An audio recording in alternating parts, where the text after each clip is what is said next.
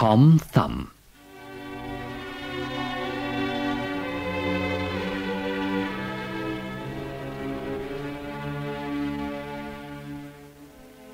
There was once a woodsman and his wife who were very sad because they had no children. "I wouldn't mind," said the wife, "even if we had just one child. But it's very lonely here when you are out all day." "I know," said the woodsman. "It'll be fine to have a youngster about the place." "I wouldn't mind," said the wife, "if he were no bigger than my thumb. I just wish I could have a child to love and care for." You can imagine how happy the couple were when some time later their wish was granted and they had a small son. Strangely enough, he was no bigger than a man's thumb, and so they called him Tom Thumb. The woodsman and his wife fed young Tom on the best food they could buy, but he never grew any bigger. In spite of his size, he grew up to be a lively and clever young lad. They enjoyed having him to talk to, but couldn't see how he was ever going to be much help to them. One day, however, his chance came. "If only Tom were bigger," said the woodsman. "He could drive the horse and cart for me." I can, cried young Tom. "Don't be silly," said his mother. "You couldn't even hold the reins, and you would fall off the cart and be killed." If you will harness the horse, Mother, I will show you how I can drive it, said Tom. "All right," said his mother. "but I don't see how you will do it." Tom's father set off for the woods, whilst his mother harnessed the horse and put it into the shafts of the cart. "Now, my clever one, how are you going to drive this great thing?" Tom's mother asked. Put me into the horse's ear, and I can tell him when to start and stop. I shall be quite safe and warm in there. When I get to the woods, Father can lift me down, said Tom. "Well," said his mother, "I'm not happy about it, but it will make a lot of difference to your father, so I suppose we must try it. Mind you are careful, and hold on tight over the rough tracks." Off went the cart, with Tom tucked safely in the horse's ear. The horse did as he was told. When Tom said, "Faster!" he strode out on the good parts of the road. When they came to rough tracks, Tom said, "Steady, boy!" and the horse picked his way carefully over the rutted ground. As they went along, they passed two men walking together. It happened that when the horse was close to the two men, Tom said, "Steady, boy!" The men were astonished to see a horse and cart without a driver. They were even more amazed to hear someone talking to the horse. "Did you hear someone speak to the horse?" said one man to the other. "Well, I thought I did," replied his friend. "but there's no driver and no one else in sight." "Let's follow the horse and see if it happens again," said the first man. So they followed the horse and cart into the forest. And sure enough, they kept hearing someone talking to the horse. Eventually, the horse and cart came to the place where the woodsman was working. "Hello, Father. I told you I could drive the cart for you," said Tom. "Will you take me out of here, please?" "Well done, Tom," said his father. "I didn't see how you were going to manage, but your clever idea certainly worked."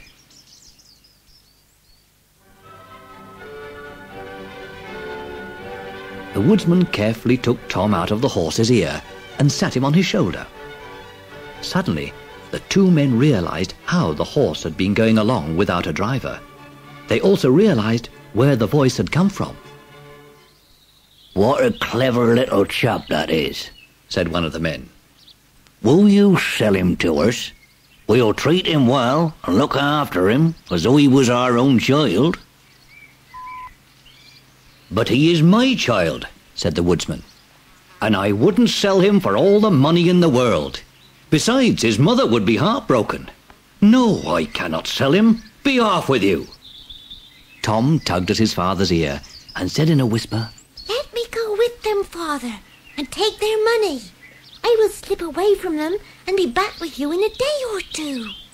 Reluctantly, the woodsman was persuaded, and sold Tom for a great deal of money. The men went away chuckling. "We will take him from town to town and put him on show," said the first man. "That way we shall soon make our fortune." Well, he won't cost us much, said his friend. Little chap like that won't eat much, and he can travel in your pocket and sleep there at night. So Tom travelled in the man's pocket, where he could look out and see the countryside as they passed. All day the men walked, anxious to get to the next town. Towards evening, Tom called out to the man. "Put me down, please. My legs are cramped and I must stretch them." So the men stopped for a rest and put Tom down whilst they leant against a bank. Tom pretended to stretch his cramped legs, but was really looking for somewhere to hide. Suddenly, Tom saw a rabbit hole in the bank, and with a quick hop and a jump, stood in the entrance. "Goodbye, dear friends," He called. "Thank you for the ride. Next time, take more care. Little things get lost so easily." With that, Tom disappeared down the rabbit hole at a run. The men were furious. They poked into the hole with their sticks, peered down it, and shouted, but all to no avail. Like most rabbit holes, this one had another entrance on the far side of the bank. Tom was soon out and struggling through the tall grass. The two men argued and complained and searched in vain along the bank. Soon it was too dark to see, and they went on their way in a very bad temper. Tom was glad to be free of the two men. Since it was now dark, he looked round for somewhere safe to sleep. Stumbling back onto the path, he came across an empty shell. He soon curled up inside and was just falling asleep when he heard voices.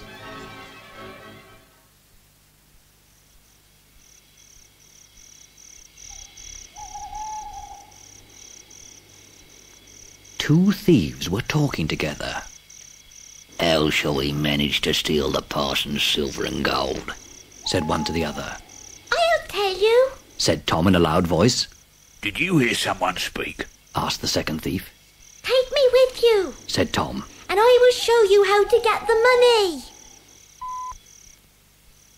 The two men were puzzled. They could hear a voice, but they couldn't see anyone.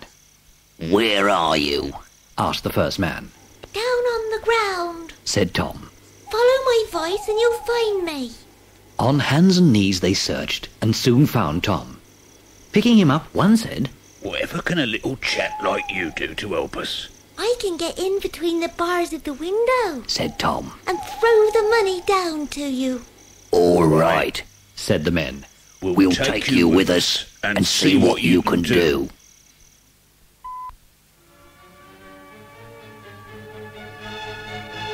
When they came to the parson's house, Tom did as he had promised. Once inside the room, he shouted, "Will you have all that's here?" "Hush," said the thieves. "You'll wake everyone up." Tom pretended he couldn't hear them, and shouted even louder. "How much do you want? Shall I throw it all out?" The cook, who was sleeping in the next room, woke up, sat up in bed, and listened. The thieves, who had run away when Tom shouted, came back. "Stop shouting," They whispered, "and throw out the money." Shouting as loud as he could, Tom called out, "All right, hold out your hands. Here it comes." The cook couldn't help hearing this and jumped out of bed. She ran to the door, but the thieves had run away. While she went to fetch a candle, Tom escaped and made his way to the barn. He was tired and wanted somewhere to sleep. The cook came back with the light and searched everywhere. She couldn't find anyone. I must have been dreaming, She said to herself. and yet I swear I heard voices.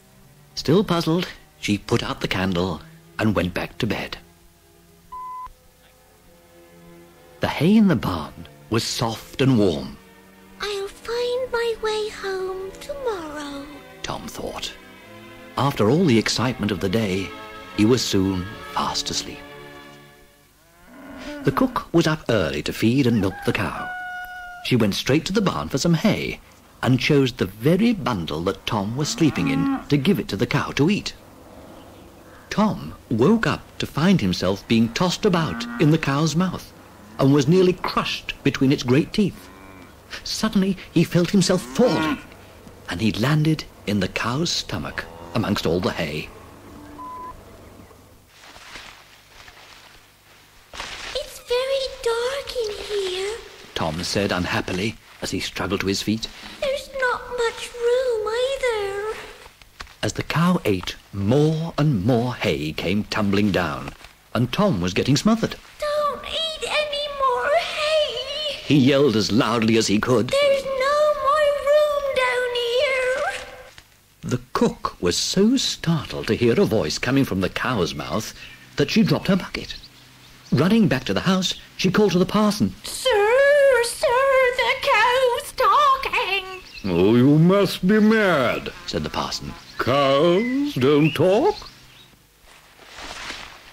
But just then, Tom shouted again. Don't eat any more hay. I can't breathe. The parson was sure the cow was bewitched and decided it would have to be killed. After it was killed, the stomach, with Tom still inside, was thrown out into the yard. Now is my chance, Said Tom. I must escape while I can. He struggled and struggled until at last he got his head out into the fresh air. Goodness, that's better. He said. But his troubles weren't over. A hungry wolf passing by saw the stomach, snatched it up, and swallowed it at one gulp. Oh dear, Said Tom. here I am in trouble again. Suddenly, he had an idea. Wolf, Wolf, Tom called. are you still hungry? I'm always hungry. Said the wolf. Not far from here, there's a house full of food you could eat. Said Tom, and described his father's house and how to get to it. You can crawl through the drain into the kitchen. Tom said. There's beef and ham and lots of other good things to eat there. The wolf was very pleased at the thought of all that food. As soon as it was dark, he set off to find the house. When he got there, he found the drain, crawled through it into the kitchen, and started to eat. The wolf ate and ate until he was quite full. Then he turned to go back through the drain. But he had eaten so much that he was too fat. He couldn't get out no matter how he tried. This was just what Tom had hoped would happen. He was so pleased his plan had worked that he started to shout and sing. Be quiet. Said the wolf crossly. You'll wake everyone in the house. I don't care. Shouted Tom. You've had your fun, now I'm having mine. And he shouted all the louder and sang at the top of his voice. The noise of Tom's singing and shouting woke the woodsman and his wife.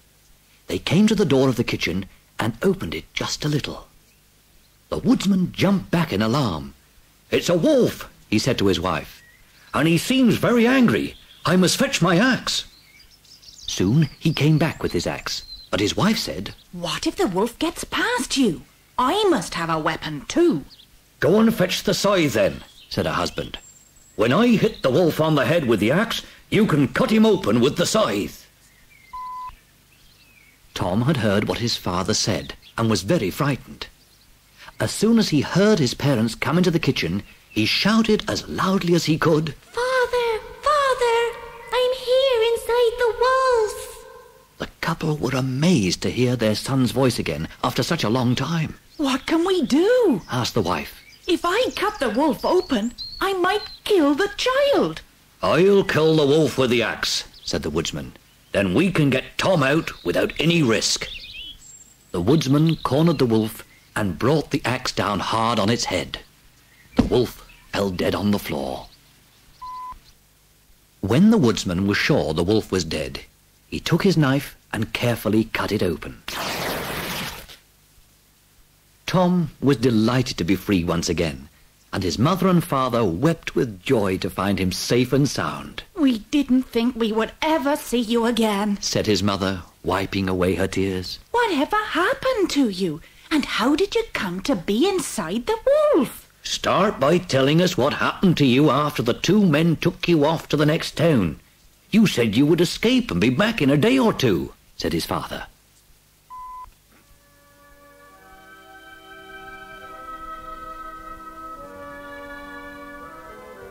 Tom sat down on his mother's lap and proceeded to tell them of all his adventures.